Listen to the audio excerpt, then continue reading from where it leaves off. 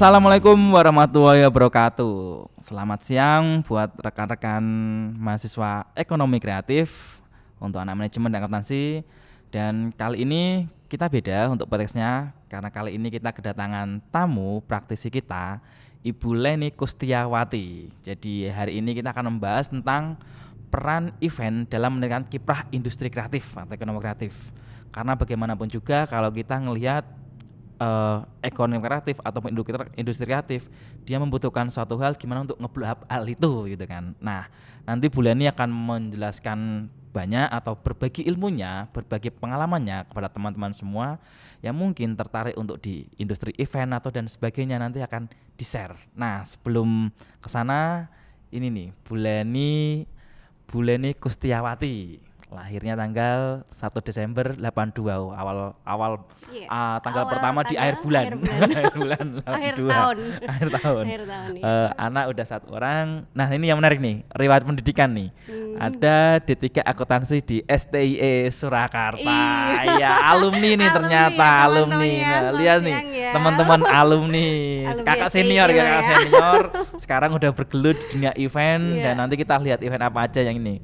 Untuk riwayat pekerjaannya pernah di Matahari Advertising, Plat Hitam Advertising, Frontline Indonesia Event Organization sampai sekarang nih ya Mbak ya. Iya. Sampai sekarang owner Gria Kenari Home Dress Fashion. Ini lebih kemana nih Mbak kalau? Ini lebih ke perdasteran ya. Oh, perdasteran. Iya. Okay. Lebih ke home dress kayak baby doll segala macam gitu, daster.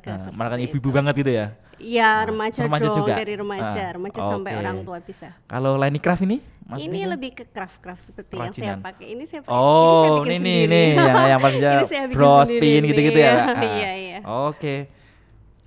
Nah, ini event yang pernah dipegang nih. Jadi ada Krasbon Star Mile, ada Yamaha Series, konser Bentul Prima Goyang Sejati, ada band Triad, Ut Permatasari dan Wali. Oh, pernah ada slang juga gitu ya Pak ya? Iya, itu yang terbesar kayaknya ya dari konser, semua konser musik yang keren paling nih, besar itu slang itu. Alumni kita bikin Solo event membuat macet Solo ini ya waktu itu ya. Itu membuat macet Solo itu. Sama slang. Kalau aircraftnya ini musik lah ya dia maksudnya. Iya, masa ke dulu memang seperti itu dulu. Masih zamannya seperti itu. Oke, terus Honda Modif Contest, ada Honda DPL, mudik bareng Honda, launching apa nih Mbak? Launching EDV itu Honda EDV. Oh, EDV, Honda EDV ya. Di Park Solo. Honda Bikers Solo Batik Fashion itu dengan Dinas Pariwisata. Festival Jenang HUT Solo itu dengan Dinas Pariwisata juga. Terus Festival Jajanan Pasar itu Dinas Perdagangan. Terus banyak sih sebenarnya itu. Kalau saya tulis nggak cukup ya. Seminggu nanti. Nggak cukup. Yang menarik itu yang jajanan tuh ya, kuliner berarti ya Mbak? Iya, itu kuliner, iya termasuk kuliner itu. Oke. Ya.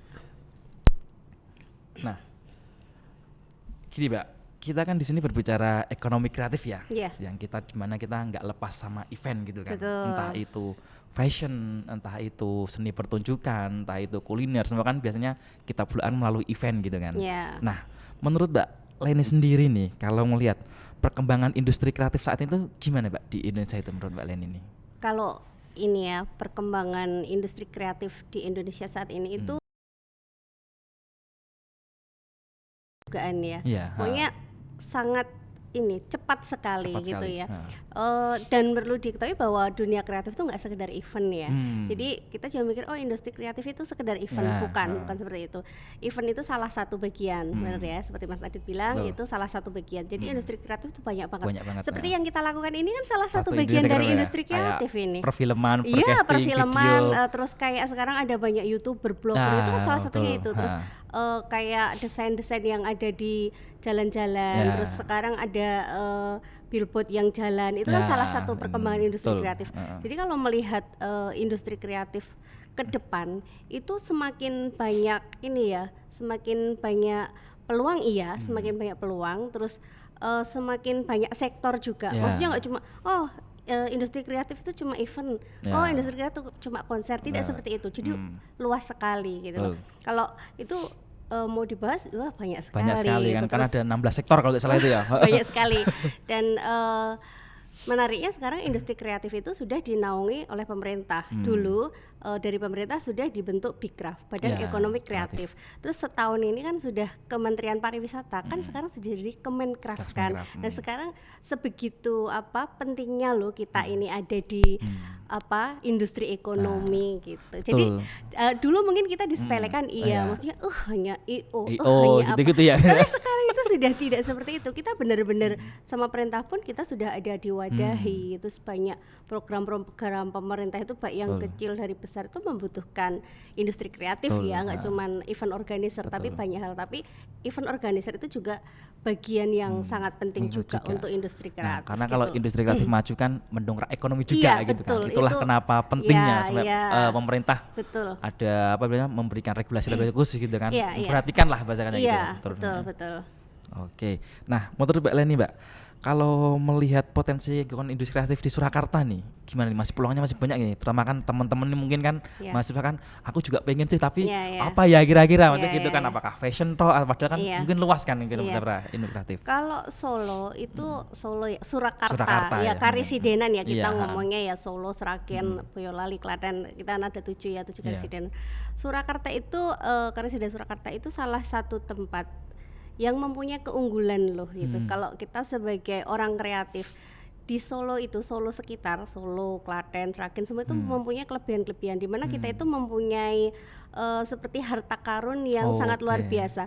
Kita di Solo itu punya banyak tari-tarian. Misalnya itu dari dari talent ya, banyak tarian, banyak kayak wayang segala macam itu. Dari segi tempat kita sudah punya banyak titik juga, ada mall, ada alun-alun, ada banyak tempat-tempat wisata juga kan, kayak alam-alam terbuka itu banyak. Jadi potensi untuk kita berkembang itu sangat luar biasa dari segi ini dulu ya, pendukungnya dulu ya, sumber daya alamnya, SDM-nya kita juga banyak kampus ya. Misalnya kita butuh SDM untuk event kita, kita nggak di kampus-kampus loh gitu. Kita akan buka lowongan untuk volunteer itu, dan itu nggak gratisan loh adik-adik ya. Jadi besok kalau diajak event itu juga ngalir ikut, tapi di situ nanti pasti akan mendapatkan sesuatu. Yang ya mungkin belum besar itu, ya, iya pengalaman tuh pasti. Itu. Terus juga pasti juga di situ juga akan mendapat, kalau kalian kerjanya sungguh-sungguh itu juga bisa menghasilkan ini loh, uang loh, bisa untuk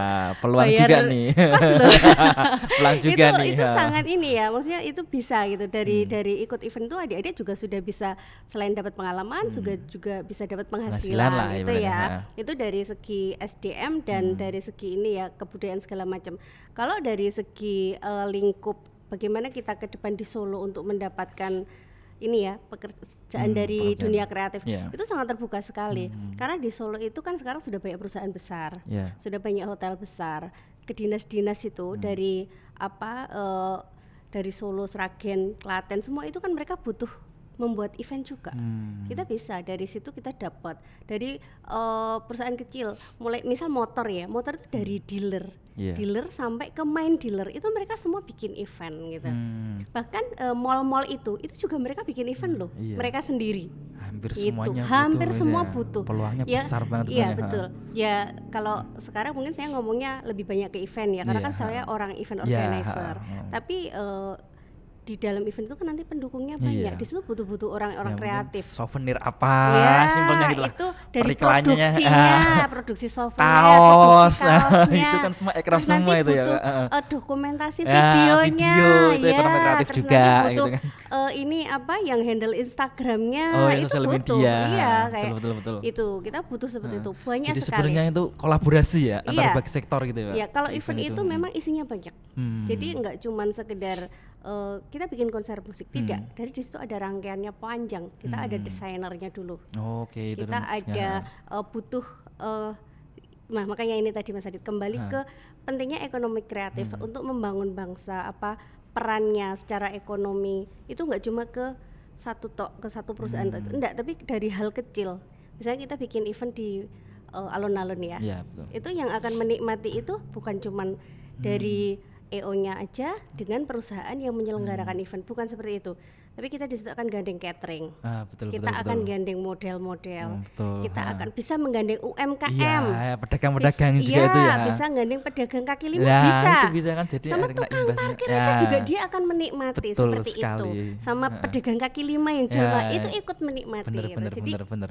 makanya betapa pentingnya kan untuk yang dulu hanya sebelah sebuah event organizer, tapi itu wow, efeknya tuh kemana-mana bener dan banget. dengan ratusan orang yang akan terlibat langsung di event juga. dan yang tidak terlibat langsung. Banyak gitu. sektor yang terlibat itu kan, produksi kaos akhirnya dapat juga, gitu. Kaos, periklanan dapat, souvenir dapat, belum nanti masih kan. kan walaupun sekarang sudah ada sosmed ya, kita bermain Instagram segala macam, kita tetap membuat flyer, membuat spanduk, membuat MMT itu tetap ada gitu loh. Bener deh, jadi emang efeknya emang wow sih, betul sekali. Nah ini loh pentingnya. Nah, ini Mbak, kalau cara menaikkan industri kreatif melalui event ini gimana Mbak menurutnya Mbak? Menaikkan industri kreatif melalui event, kira-kira itu seperti apa sih strateginya? Gini, kalau yang namanya kreativitas itu kan tidak terbatas ya. Jadi kita tidak boleh berpuas diri gitu ya. Ibarat kata mungkin saya terlalu bangga dengan event saya Slang dulu yang memacetkan Solo dan itu tidak bisa karena ternyata semakin kesini kita tuh nggak hanya butuh sekedar konser musik gitu. Jadi kita memang harus terus belajar ya. Kita harus belajar melihat keluar event-event di luar tuh sekarang seperti apa. Terus sosmed itu yang sedang muncul sekarang kan juga banyak ya, maksudnya. Jadi kita event nggak melulu event, kita harus blow up melalui Instagram, kita harus blow up melalui YouTube kalau perlu seperti itu ya. Sekarang kan sudah ada live ya, live streaming by YouTube, live streaming by IG kan kayak gitu itu. Jadi ini nggak cuma sekarang kreatif tuh hanya by konser, tidak bisa sih.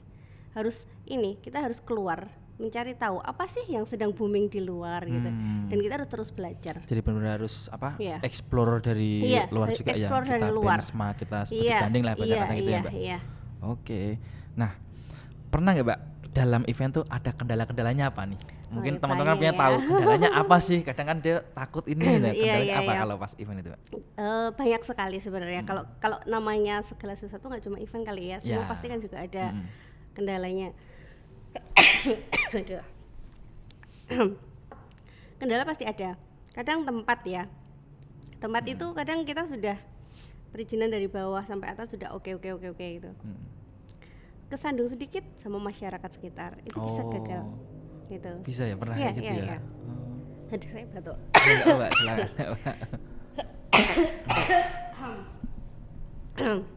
Maaf ya teman-teman ya. Wah ini semangatnya ini. Semangat. Karena kan memang pada puasa kan. Terus sama ini, kadang juga di budget ya, anggaran ya. Kita sudah membuat proposal sedemikian bagusnya dengan konsep yang sangat wow megah gitu ya. Ternyata begitu sampai di klien itu, aduh anggaran kita nggak sampai. Bagus ya konsepnya, cuman ternyata anggarannya tidak sampai kayak gitu-gitu. Itu kita berarti harus mendowngrade ini ya, kita sudah membuat patokan eventnya kita tuh seperti ini, ternyata anggaran nggak cukup, akhirnya kita mendowngrade standar eventnya harus gitu. Berpikir lagi harus membuat ulang lagi konseptualnya seperti itu. Ya kadang juga kadang hal-hal sepele, talent gitu kan gitu ya. Talent sudah kita kunci, harusnya datang pagi-pagi gitu, tahu dia kerjanya gitu sampai malam. Kadang ada yang ada sisi negatif positifnya itu. Mereka tidur sampai pagi, harusnya datang jam 6, jam 7 baru datang. Terus kayak gitu kepanikan seperti itu pasti ada. Banyak lah kalau kendala itu banyak banget. Tapi seru ya, macam-macam gitu. Seru, tapi semua pasti bisa diatasi kok gitu loh. Nah itu belajar bawah tekanan, ada masalah ini jangan gampang menyerah lah. Semua ada solusinya gitu. Iya, semua ada solusinya. Kan bisa dipelajarin. Nah untuk event sendiri nih Mbak Leni, kira-kira itu skill apa aja sih yang bisa dibutuhkan? Mungkin teman-teman, aku pengen masuk ke event nih, industri event, tapi skill apa sih yang dibutuhkan? Apakah communication skill atau mungkin leadership skill, atau kira-kira apa sih menurut Mbak Leni itu? Ya itu tadi ya, karena di dalam event itu juga kompleks ya yang kita butuhkan. Nggak cuman kamu harus bisa gambar, nggak bisa kayak gitu, hanya gambar tok itu nggak bisa. Saya akuntansi loh dari akuntansi kan SMA akuntansi, terus D1 ya akuntansi, terus di STI saya juga akuntansi kan? Gitu loh. Keuangan banget ya. Itu semua akuntansi. Tapi saya nyemplungnya kok di dunia kreatif yang orang akuntansi kan seharusnya nggak akan mungkin maksudnya kan hitung-hitungan gitu ya. Ini banyak loh teman akuntansi juga nih, Pak. Teman akuntansi harus bangga. Kuliah di akuntansi itu tidak akan membawa dampak ke depan, itu dampak buruk tidak, akan menjadi suatu kelebihan tersendiri. Misalnya saya ya itu sering sudah bikin penawaran kan di rumah, sudah bikin proposal penawaran, tiba-tiba di depan klien itu kan akan ditawar ya. Kadang kita tuh presentasi nggak satu loh ya, saya sendiri ya, yang lain, yang klien itu bisa 10 orang sampai 20 orang. Dia bawa keuangan, dia bawa promosi, dia bawa bagian servisnya apa. Tiba-tiba tuh ditawar loh. Ngewel nggak kalau kita nggak tahu akuntansi, tiba-tiba harus ngedit itu penawaran kita pakai Excel. Kita harus bangga punya kelebihan kita, itu langsung tek langsung bisa gitu loh ya. Terus kembali lagi kemampuan apa itu ya yang harus dimiliki. Skill. Sebenarnya gini, kalau skill di event itu semua banyak yang harus kolaborasi dari banyak hal. Tapi kalau kita memang pengen jadi account eksekutifnya atau AE atau marketingnya ya kita memang harus pintar membawa diri sih, pintar membawa diri ke klien itu pasti. Terus sama kalau jadi kita itu kan kerja dikasih orang ya ibarat kata, kita memang di situ juga harus selain skill kita juga harus punya seperti kerendahan diri gitu loh, kerendahan diri lah intinya, kerendahan hati maaf kok diri ya, jangan rendah diri, kerendahan hati. Jadi kita seperti apapun nanti posisi kita saat kita menghadapi orang itu, kita harus selalu menghargai gitu loh. Kita hormati mereka. Kita dari masuk perusahaan orang, dari itu satpam, CS sampai nanti ke pimpinannya, kita hormati mereka. Semua harus kita hormati. Karena kita nggak tahu, semua kan berputar ya. Iya, dia sekarang cuma jadi staf apa. Besok itu bisa loh dia yang ngasih kerjaan ke kita itu satu hal penting yang saya pelajari benar-benar itu butuh waktu lama juga gitu loh. Dan itu nggak ada yang ngajarin gitu loh. Nggak ada yang ngajarin itu. Penting nih, itu penting itu. Terus dalam dunia event juga kita itu nggak boleh berkata tidak tahu. Dunia event itu sebenarnya bukan skill saya, tapi kecakapan ya, lebih ke kecakapan. Kita nggak bisa lo ngomong, Mbak bikin MOOC itu di mana ya? Waduh, nggak tahu. Itu nggak bisa. Ya, saya selalu wanti-wanti kepada tim saya. Kalau ada klien tanya apapun, kalau itu sih lebih ke di eventnya, jangan pernah jawab nggak tahu. Kalau kamu nggak tahu, cari tahu dulu, tanya ke saya. Misal ke PIC ini kesini tanya dulu. Oh ya, saya carikan saya tanyakan dulu gitu. Jadi jangan ngomong nggak tahu, itu kelihatan. Anti banget saya. Dah, intinya itu kita nggak boleh menjawab seperti itu. Kalau skill yang lain ya, kalau khusus kalau mau jadi seksi dokumentasi, otomatis dia harus belajar dokumentasi ya, harus belajar dokumentasi. Terus kalau dia mau belajar spesial desain, ya dia harus belajar desain karena flyer, kita semua itu ya, iya nggak cuma flyer. Banyak ya berarti ya? Iya, kita bikin event itu kan nggak cuma seperti kita pameran motor ya, itu kan pasti akan ada booth-boothnya. Kita harus desain loh, karena mereka belum tentu ada desain layout gitu ya. Main desainnya belum tentu ada. Ada yang untuk standar nasional kita kadang ada, tapi pasti kita akan lagi mengubah-ubah. Ada yang kita dari dasar nol, benar-benar nol itu bikin. Hanya saya ada acara ini, tolong dibuatkan desainnya. Ya, itu harus berpikir sendiri. Ya itu tadi, nggak boleh puas dengan hasil karena betul. semua berkembang. Mungkin kemarin bulat itu sudah desain paling bagus, sekarang nggak bisa, harus lihat keluar lagi. Banyak lah mas seperti itu. Trennya sangat ini berarti. Iya, trennya ya? itu cepet dan harus ganti terus. Kita harus gitu. ngikutin terus iya, gitu harus ya. ngikutin. Jangan sampai ketinggalan gitu ya. Jangan pernah lelah belajar. Kalau untuk di dunia kreatif, namanya kreatif loh ya. Itu berkembang terus. Nanti ada kreatif ini ada ini lagi gitu kan. Kalau gitu kita kalah nanti sama yang di luar. Inovasi kreatif itu jalan terus gitu kan orang-orang. Jalan terus, harus jalan. Apalagi anak muda kadang pemikirannya tuh aneh-aneh gitu loh. Saya sudah termasuk generasi tua ya, kadang sudah gak mikir tuh sudah kurang gini gitu loh. Gitu kan. Ya, anak-anak muda itu masih ini kok, masih kreatif Iya, kreatif gitu. ya. Di industri yang kebetulan saya kan di kopi gitu kan. Yeah. Kemarin ada yang nguturin kopi kecap bango gitu kan. Yang kita tren kopi susu dia ada kecap bango gitu kan. Sekarang kan kopi aja banyak banget perkembangan gitu, Mbak. Iya. Minuman lah, kuliner lah gitu-gitu. Betul. Oke. Nah, itu tuh pokoknya jangan gampang menyerah, intinya berjalan kreatif itu jalan terus dan kita harus ngikuti, jangan puas lah untuk saklek gitu. Nggak boleh puas, harus banyak explore. Sekarang kan sosial media, internet kan bisa Iya, di-explore gitu kan. Betul. Kita bisa explore banyak hal di sana, jadi Iya. banyak insight, input baru di sana. Iya. Nah, untuk yang harus dilakukan nih, Mbak, kemarin kan sempat pandemi nih kita nih. Nah, itu kan mungkin seperti apa ya? Tantangan mati suri lah, bisa dengan challenge lah, tantangan. Itu gimana menghadapi pandemi, karena event kan sangat erat sekali yang kemarin sama pandemi itu ya. Ya kemarin sih memang kalau untuk event off air memang semua harus off total ya.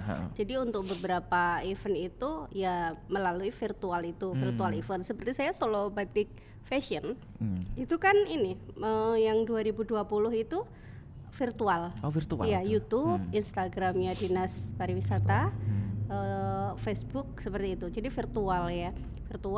Mungkin secara konsep juga kemarin lebih sederhana dari tahun sebelumnya ya. Untuk desainernya yang kita ganti juga lebih sedikit kayak gitu itu. Terus ya itu ya, biasanya hanya virtual dulu. Terus kalau yang sekarang sudah ada event tapi harus dengan protokol kesehatan juga. Ya, tapi kalau perusahaan saya secara pribadi memang untuk kemarin kebetulan kita itu kan nggak cuma sekedar I.O. ya, kita juga ada production house-nya. Jadi production house bukan produksi ini ya untuk industri video ya, bukan production itu lebih ke produksi ini seperti billboard, terus booth itu kita produksi sendiri kan, selama ini produksi sendiri ya. Kita tetap akan gandeng pihak luar untuk beberapa, karena kita nggak mungkin kerjakan sendiri ya untuk yang besar-besar. Nah itu kemarin kita masih mengerjakan ya kayak punya Gojek, shelter itu masih. Teman-teman yang bertahan kemarin itu juga yang dia mempunyai produksi. Ya. Berarti ada sektor lainnya gitu ya, Mbak? Iya. Bener.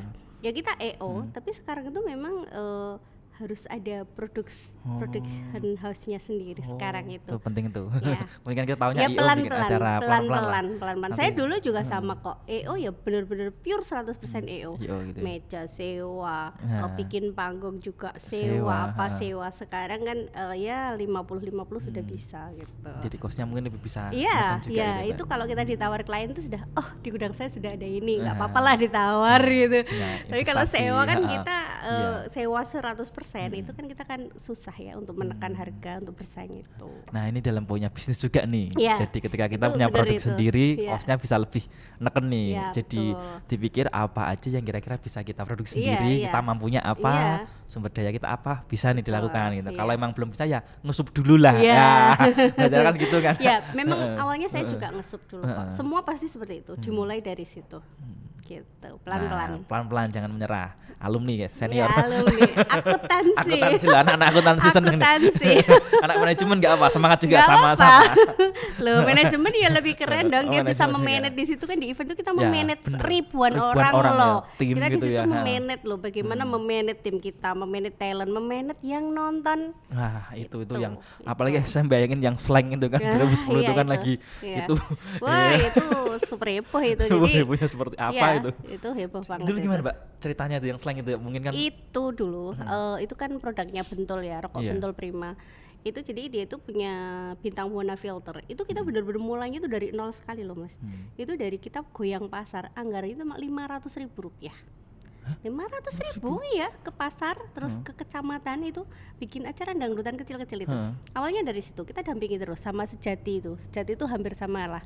Yang goyang Sejati itu juga dari nol, dan benar-benar nol, dari 500.000 kita belum dapat untung, naik akhirnya ke tingkat kecamatan.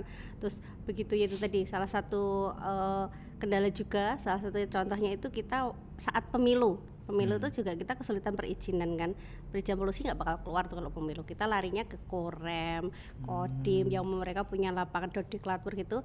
Kita pikir aja di situ. Lama-lama terus semakin besar, mereka pun nggak ngelupakan kita. Mereka nggak lupa sama kita. Kita yang ikut bangun dari kecil gitu loh. Dari kecil, dari sekedar uang 500.000 sama sampling SPG. Oh ya. Pasar-pasar gitu, Iya, ke pasar-pasar itu. Setelah itu kita ya sebelum Bintang Buana pun sudah ada kayak artis-artis yang mata band apalah kayak gitu-gitulah sudah ada. Terus gongnya itu karena dia sudah sampai puncak, karena ternyata kan untuk ini di kampus tapi ngomongin rokok nggak apa-apa ya, kita ambil positifnya aja. Eventnya aja. Iya, kita ambil eventnya. Jadi mereka itu ternyata sudah ada batasan produksi gitu loh. Jadi sudah mentok itu nggak bisa, harus dibatasi itu. Itu gongnya. Jadi itu hadiahnya dari untuk customernya itu dikasihlah slang. Itu saat itu sebenarnya kita tuh mau free masuknya, tapi nggak boleh, sama kepolisian nggak boleh karena slang pasti akan meledak. Banget pasti Mbak, saya juga pernah nonton pasti akan meledak. Nah akhirnya kita berbayar 10.000, tidak diizinkan juga. Nggak boleh terlalu murah. Akhirnya kita naikkan waktu itu 20.000 itu udah mahal loh. Itu kan udah tahun 2010-an kan. Itu 20.000 itu konser di alun-alun di Sriwedari. Itu mahal tuh, Pak Jokowi belum jadi presiden itu. Itu slangnya itu dia ketemu ini loh, ketemu Jokowi loh pas itu. Dia ngefan kan sama Wali Kota Solo. Saya buatkan surat untuk ketemu. Akhirnya ketemu. Jadi saya slang itu cuman ngawal mereka itu pas event. Sebelum event, sesudah event yang awal Pak Jokowi. Itu spesial banget itu saya. Dan itu pun nggak cuma event ini Mas, konser. Saat itu kita juga graffiti itu loh, Purwosari. Purwosari itu kan ada pagar panjang itu kita graffiti. Kita graffiti. Terus setelah itu ada juga graffitinya itu di Ngarsopuro yang sekarang jadi es krim itu ya. Itu kan dulu bangunan mangkrak. Itu kita gambari graffiti. Itu logonya ini Bintang Buana Filter. Itu bagus ya, jadi gandeng anak juga itu ya. Juga susah, perjuangannya susah. Kita harus ketemu Satpol PP loh, kita gandengnya anak-anak yang dimusuhi Satpol PP loh. Iya, itu panjang sekali, prosesnya panjang. Terus akhirnya di gongnya itu tadi bisa ketemu slang itu. Mantap ini berarti. Itu satu rangkaian lah. Satu rangkaian benar-benar terlibat itu, banyak pihak gitu ya. Iya. Itu meetingnya sampai capek itu, dari Satpol PP kita ke balai kota, kayak gitu lah. Berkesan ini ya. Iya, berkesan sekali itu. Oke, nah jadi intinya manajemen akuntansi kolaborasi nanti kalian. Bikin event lah atau apa gitu kan. Bisa kok. Nanti kita mulai dari sesuatu yang kecil dulu. Nanti kalau ada eventnya boleh nih, bisa nih jadi volunteer nih. Bisa jadi anak-anak semua nih. Apakah manajemen akuntansi semua bisa, yang intinya punya passion ke sana lah. Dan yang pasti mau belajar. Intinya mau belajar sih. Nggak boleh malas. Apalagi di event itu kita dituntut untuk gerak cepat. Gerak cepat, tapi kita juga harus mempunyai totok romo ya, maksudnya karena kita yang dihadapi orang banyak gitu ya. Saya dulu masih muda, punya sedikit cerita. Saya masih muda ya, masih awal di event. Itu lomba fashion show punya motor Yamaha dulu kalau nggak salah. Lah itu kan ada tas di kursi saya pakai duduk. Kursi tas itu saya taruh di bawah. Saya tuh dimarahin loh. Saya dimarahin. Iya. Makanya itu makanya harus bener-bener ya, kita itu di event itu yang dihadapi itu berbagai macam karakter orang yang kita nggak tahu. Makanya ada sesuatu pun kita harus pelan-pelan menjaga. Ya itu tadi kita cekatan, tapi kita harus benar-benar menjaga orang-orang di sekitar kita. Nah ini gitu. Bagus nih. Jadi kita tahu karakter setiap orang, tahu bagaimana bersikap gitu. Nah itu penting juga itu nggak diajari di sekolah kreatif pun nggak akan diajari. Dan itu jam terbang kali ya. Itu karena memang pengalaman. Tapi saya juga selalu ini sih, sebelum event saya brief dulu. Pokoknya ya seperti tadi lah, jangan pernah ngomong nggak tahu. Menghargai orang siapapun itu harus kita hargai. Kalau apalagi di event ya, karena di situ sangat sensitif sekali. Event yang hanya sekejap bisa ambiar hanya karena sesuatu yang sepele gitu. Jadi kita benar-benar harus menjaga lah gitu, jaga semuanya. Gitu. Nah sekarang ini berbicara sekarang kan lagi banyak nih desa-desa kreatif kali ya. Iya. Nah kayak Pongo, kayak Umbul-Umbul itu kan. Iya, Umbul-Umbul. Solo ada Baluarti. Nah, Baluarti. Ya, kampung Baluarti. Itu mungkin nggak Pak kepikiran nanti akan ada event seperti apa gitu untuk desa-desa itu, kira-kira apa yang itu gitu kan? Kalau yang sudah kita lakukan ya, yaitu tadi kreativitas itu nggak cuma sekedar event gitu lah. Bahkan sekarang pun saya sudah tapi ini di makanan craft. Saya sudah mulai menggandeng teman-teman UMKM Solo, Sukoharjo itu untuk memasukkan ini seperti pernik-pernik ini saya ikut masukkan ke rest area tol. Itu karena ini kan pandemi juga. Itu salah satu kreativitas yang dari UMKM makanan itu saya bawa ke sana. Rencananya nanti juga kayak batik segala macam saya akan masukkan ke sana. Kebetulan saya ada beberapa tempat itu yang ada di sana itu untuk yang kreativitas craft makanan ya. Kalau untuk yang tempat-tempat seperti itu dulu malah kita sudah pernah melakukannya. Fashion street di Lawean. Fashion street pernah. Iya, pernah. Jadi fashion show-nya itu di Lawean kan memang kota batik ya, kampung batik. Di situ kita bikin ini fashion show di situ. Jadi fashion show itu gandeng agensi-agensi model Solo yang ya kita masih bisa kerja sama, nggak melulu uang dulu gitu loh ya. Jadi mereka pun juga prinsipnya itu belajar juga. Kita juga niatnya juga meramaikan area itu. Kita gandeng wisata batik, mereka bawa baju-bajunya, kita bawa model-modelnya, siapin panggung, kita fashion show di jalan panjang banget itu. Menarik gitu ya. Iya. Cuman ini belum bisa dilaksanakan ya. Belum lagi. Iya, kayak kalau di tempat-tempat wisata itu sudah sering Mas. Itu kan di situ pasti ada konser musik, kayak yang saya dangdutan tadi, misal yang lokasi ya, itu biasanya kita bawa ke situ. Ya kita ke situ gitu.